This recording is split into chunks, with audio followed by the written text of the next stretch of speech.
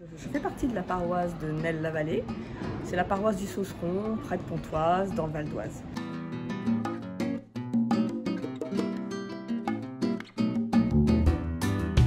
C'est un moment important parce qu'on se retrouve, on peut échanger entre nous.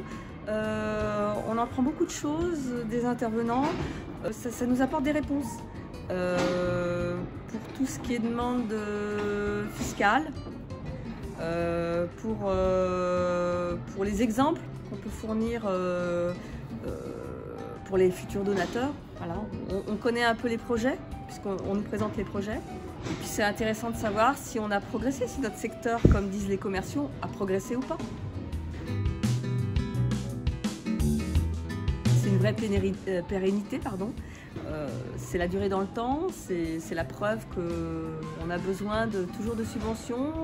Puis c'est la preuve qu'il y a une demande pour renouveler un peu tout ce qui est architecture, tous les bâtiments.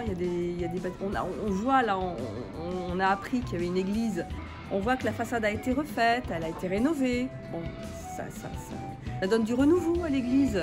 En tant qu'aux églises, parce que c'est pas à l'église d'institution que ça donne un renouveau, ça donne un renouveau aux bâtiments, et forcément si les bâtiments sont accueillants, on peut espérer que des gens viennent aussi vers nous parce que le lieu est accueillant.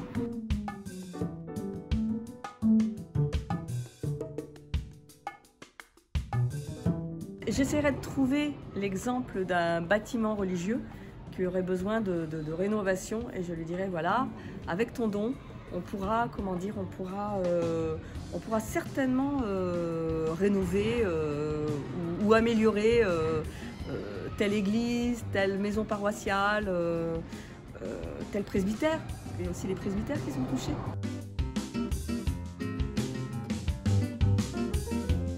On échange pour savoir comment on va utiliser les enveloppes. Si on les utilise quelques jours avant, une semaine avant, si on les met sur la table de présentation quelques jours avant, ou si on les met le jour même, si on les distribue après la messe ou pendant la messe. C'est une question de visibilité. Si on présente les enveloppes pendant la messe du lancement, effectivement les gens vont y penser. On a pris le parti pris de distribuer les enveloppes après la messe du lancement, mais on va en laisser bien sûr sur la table tout le long de l'année à la sortie de l'église.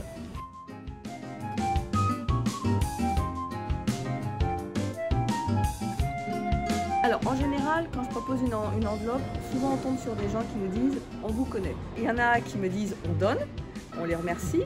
Quand on peut échanger, on explique que les églises sont prises en charge quand elles sont construites, en charge par les municipalités, quand elles sont construites avant 1905. Et c'est ce que moi j'ai appris en venant au chantier du Cardinal. Je ne pensais pas que les églises qui étaient construites après étaient à la charge du diocèse.